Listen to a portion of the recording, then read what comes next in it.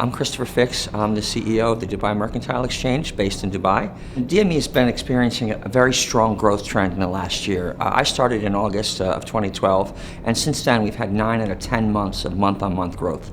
And the market has responded very well. We've gotten very good support from all of our CME outposts in Singapore and London, and we've really been building strength to strength month on month, and we're going to carry that through right through the end of the year. Right now what we're looking at is looking at the main trading centers. Of course, I spent 7 years in Singapore, and that's a very important growth area for DME because it represents where the trading companies are, the big Geneva outfits, the Chinese oil companies, and the physical flows that are going east of Suez from the Gulf into North Asia.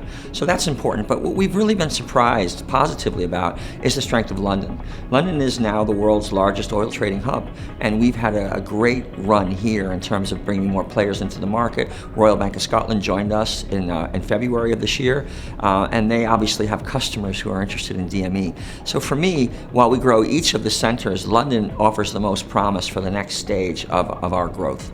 The growth, has been steady, and it's coming from a couple of different segments of our business.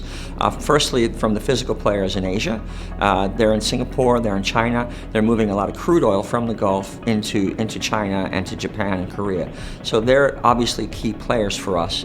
But also London. London as a financial hub has been very, very strong for us. There's a lot of traders here. It is now the world's largest trading hub for oil, and there's a lot of experience in the Brent market. So Brent, OQD offers a unique experience in terms of giving traders something else to trade. Well, the challenges are, of course, to show a value proposition to those producers so that they can make the decision to switch their pricing. I think we all recognize that with the regulatory environment and the way things are going, governments want to see more on-exchange pricing. These producers recognize that, but they need to have a solid platform, and DME is building itself as a solid platform. We've gone from about 3.5 million barrels from the summer of last year to 6.5 million barrels today.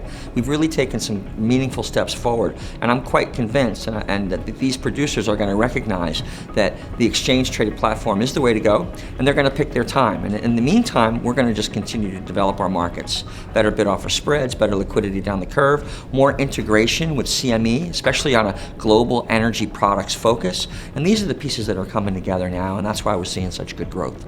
I spend most of my time between Singapore and China. I was in China a month ago in Shanghai and in Beijing, seeing the large oil consumers, the national oil companies. And people talk about a slowdown in China. We're not seeing that in energy. They're the world's largest single importer of energy today in terms of oil. They're bigger than the US now, and that's going to continue because the middle income story in China continues to develop. People are buying more cars. There's still a lot of growth happening, and the impact on the oil story is still very profound. So for us, they're going to continue to be a key consumer, and we all recognize that the consumers are the ones who are going to help you drive your market, and we're focusing our strategy on China. We have a Mandarin speaker we just hired and put in Singapore. We're producing our updates in Chinese and focusing on that consumer base as a customer to help drive volumes. So for me, by the balance of the end of this year, we're going to continue to show up in London, be present, work with our colleagues here, develop the interest that people are showing in our contract, but never taking our eye off the Far East, where I'm going to continue to spend a lot of time in China, in Singapore, in India, because those markets are going to drive the next 30 years of growth for CME Group.